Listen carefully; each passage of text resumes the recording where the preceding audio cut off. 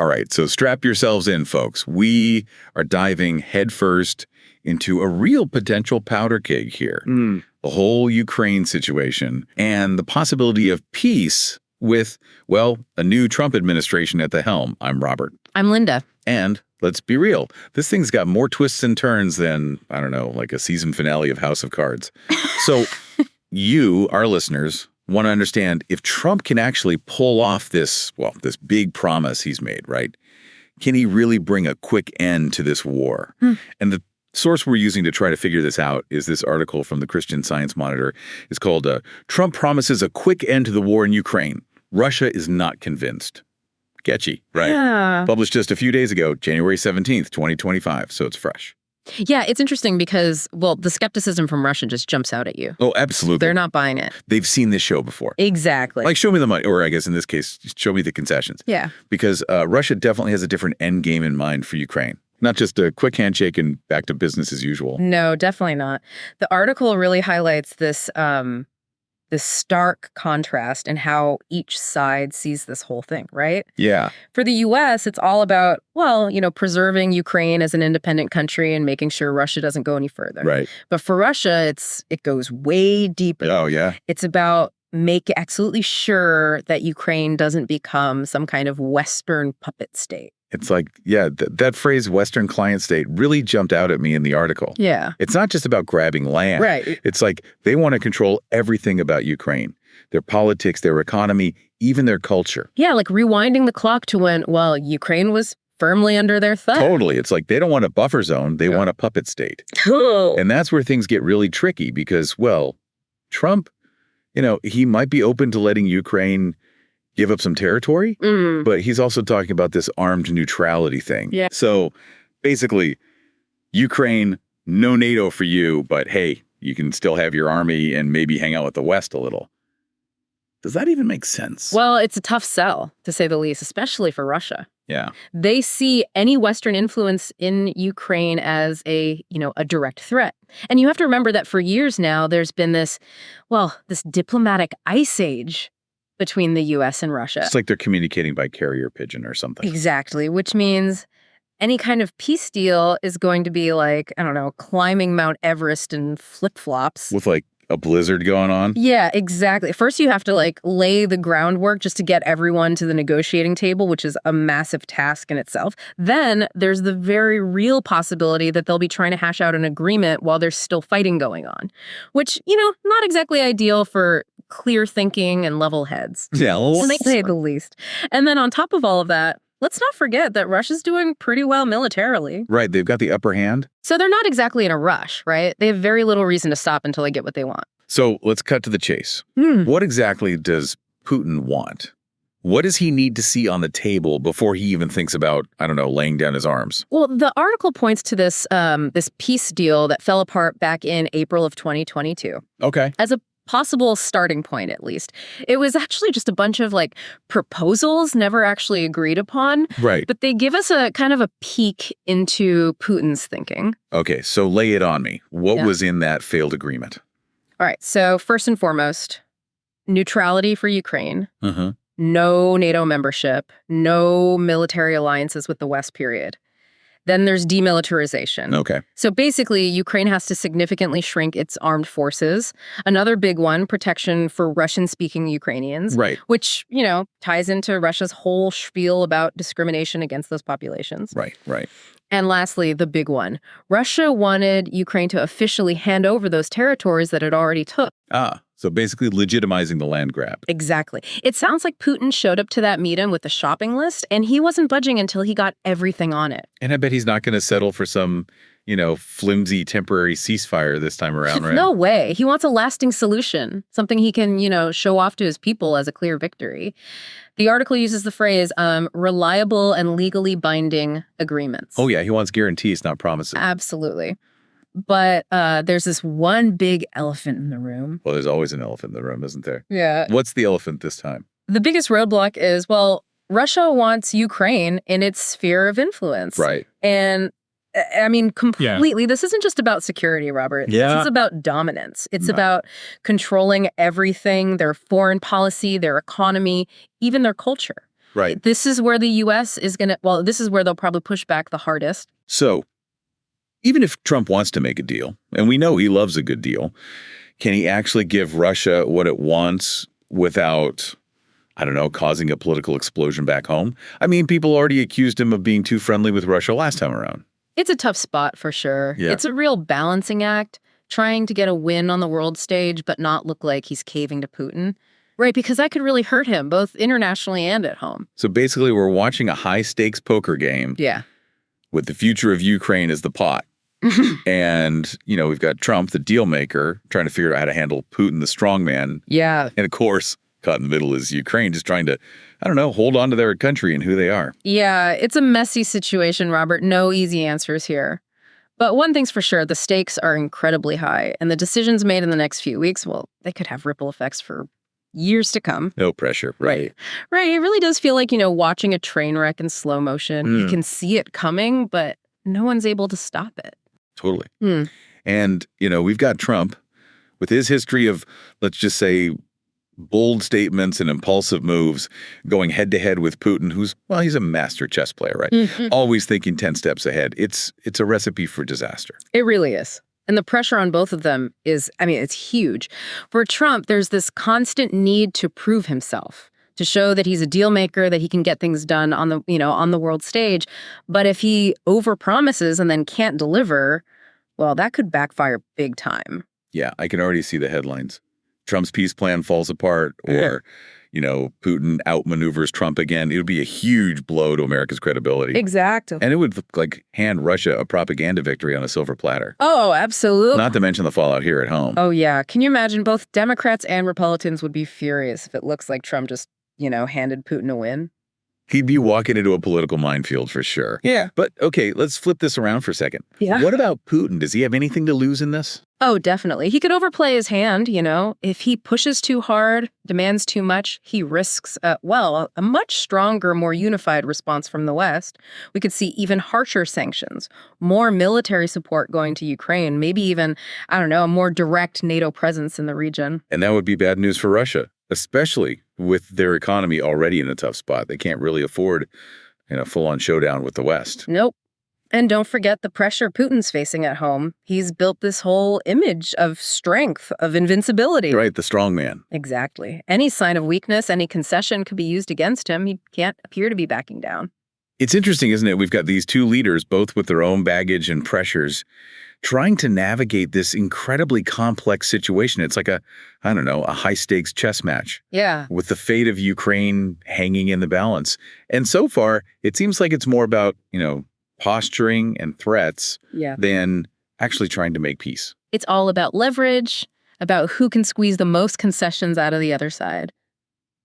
But, we keep talking about Trump and Putin, but what about the Ukrainians? Right. It's their country, their future on the line. Yeah, they're the ones actually living through this war. Exactly. And any peace agreement, if it's going to last, it has to work for them too. Right. They need to be at the table, not just, pawns in some geopolitical game. Do you think they'll actually have a say in these negotiations? I mean, will their concerns, what they want, will that even matter? Or will they just be forced to accept whatever Washington and Moscow decide? That's a really good question. Yeah. The article doesn't go into detail about that, right. But it does say that Russia won't agree to anything that the Ukrainian government totally rejects. So at least they have some role to play. Yeah. But let's be real. Can we really expect Ukraine to just give in and accept everything Russia wants? Right. They've been fighting so hard for their independence. They've shown they're willing to make huge sacrifices to resist Russian control. Exactly. What if a deal is made, but Ukrainians see it as a betrayal? Like they were sold out by the West to, appease Putin. Right. That could lead to more instability, more resentment. Yeah, even if the fighting stops, you could see more violence down the road. Maybe even a long, drawn-out insurgency. It's a real possibility, and that's exactly why it's so crucial for Ukraine to be involved in this peace process from the very beginning. Yeah. They need to feel like they're real partners, not just, bystanders. So, okay, let's talk about that peace process. What does a real path to peace actually look like here? What would it take to bridge this seemingly impossible divide between Russia and the West, and also protect Ukraine's interests. Honestly, Yeah. it would require a level of trust and compromise that just, well, doesn't exist right now. Yeah. Russia would have to let go of this idea that they can control Ukraine's future. Right. They'd have to recognize Ukraine's right to choose its own path. And the West would have to, address Russia's security concerns, maybe through some kind of guarantees or a new arms control agreement. But wouldn't that require both sides to completely change their way of thinking? I mean, right now, it feels like they're stuck in this, this zero-sum game. Exactly. Any concession is seen as weakness. Right. How do you break out of that? It won't be easy, that's for sure. It would require some seriously visionary leadership, some really skillful diplomacy, and a real commitment to finding common ground. Both sides would have to see that cooperation is better than conflict. That's a tall order, especially with all the history between these two countries. It is, but I do think it's possible. But it would take a Herculean effort. They would have to realize that a stable and peaceful Europe is in everyone's best interest. Including Russia's. Right. So how do you even start to build trust when everything is so tense and the stakes are so high? Yeah, where do you even begin? Well, one concrete step would be to open up communication between the U.S. and Russia. That's been missing for years. Right. It's hard to find solutions when you're not even talking. Yeah, so back-channel diplomacy, confidence-building measures, things like that. Exactly. It's about creating a space for real dialogue where they can, air their grievances, explore potential solutions without everything being, under a microscope. And wouldn't it make sense to get international organizations involved, like the UN or the OSCE? Oh, absolutely. We could be neutral mediators right. and help verify any agreements. Exactly. Having those third-party actors would make the process more legitimate and hold everyone accountable. It would show the world that it's not just two superpowers calling the shots. It's about finding a peaceful solution that works for everyone, especially the people of Ukraine who have been through so much. It's a good reminder that this conflict isn't just about geopolitics or history. Right. It's about real people whose lives have been turned upside down. You're absolutely right. And that's why it's important to focus on what could be gained from a real peace deal. Yeah. Imagine a Ukraine where there's no more fighting, where families can go home, where kids can grow up without fear. That's definitely a vision worth fighting for. It is a Ukraine that's at peace, a Ukraine that can be a bridge between East and West. It's a beautiful vision, mm-hmm. but it would take courage, commitment, a willingness to, to break free from all this hostility. Yeah, it would, Linda, this has been really insightful. You've really helped to, untangle this whole situation. And I think you've given our listeners a much clearer picture of the road ahead. It's been a pleasure, Robert. Yeah. I always enjoy these conversations. And to our listener, we hope this deep dive is giving you a better understanding of this conflict and what it might take to achieve a lasting peace. It's complicated. There are no easy answers. Nope. But hopefully this discussion has given you the knowledge to form your own informed opinions. As we wrap this up, I keep thinking about, the weight of history, Yeah. It feels like we're watching this centuries-old drama play out right in front of us. Yeah, it's true. To really get what's going on in Ukraine, we have to go back, way back. Right. Understand the whole messy history between Russia and Ukraine. It's a story of deep connection and, some pretty nasty conflict. Yeah, and that connection goes way, way back, right? Oh, yeah. I mean, Ukraine was a core part of the Russian Empire for centuries. Right. And then later, a big part of the Soviet Union. Right. It wasn't just some random territory. It was woven into Russia's identity. So it's not just some, breakaway region, like some people say. Exactly. It's a country with its own story, its own hopes and dreams. Absolutely. And that desire for freedom, for self-determination, it's been a driving force in Ukraine's history for, a long time. They actually declared independence back in 1918. Right. Only to get pulled back into the Soviet Union a few years later. Right. But that desire for freedom, it never really went away. And then they finally got their chance in 1991 when the Soviet Union collapsed. Right. But even then, the relationship with Russia, it's still pretty complicated. Putting it mildly, there was always this underlying tension, like this undercurrent. Russia never really accepted Ukraine's independence, They saw it as a loss, even a betrayal. Yeah, especially with Ukraine's strategic importance. Right.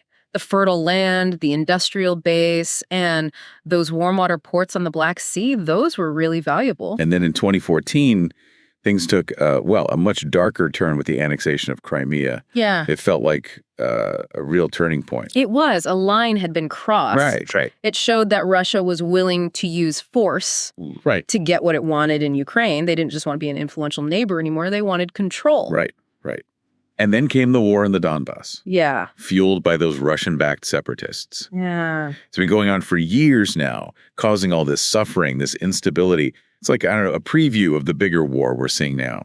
It was a testing ground for Russia, a way to, probe Ukraine's defenses, to stir up trouble.